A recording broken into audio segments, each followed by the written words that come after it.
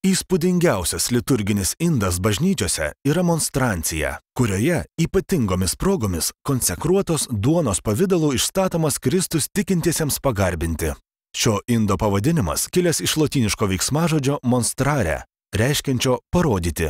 Jis imtas naudoti palyginti vėlai, 13 amžiuje, kai katalikų bažnyčioje gimė paprotys specialiai gerbti Dievo kūną, išstatant švenčiausiąjį sakramentą viešai demonstracijai pamaldose ar procesijose. Pirmosios monstrancijos turėjo bokštinės kompozicijos viršutinę dalį, o vėlyvosios gotikos laikotarpiu paplito architektūrinės kompozicijos monstrancijos. 16 amžiuje atsirado ir lygi šiol yra populiarios monstrancijos su spinduliais puošta glorija, kurios centre būna įstatyta ostijai skirta apskrita dėžutė – rezervakulis.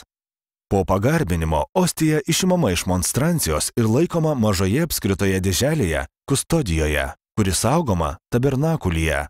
Analogiškas Senojo testamento sandoros skryniai, tabernakulis katalikų bažnyčiose tapo garbinga ir iškilia vieta švenčiausiam sakramentui Kristui duonos pavidalu laikyti.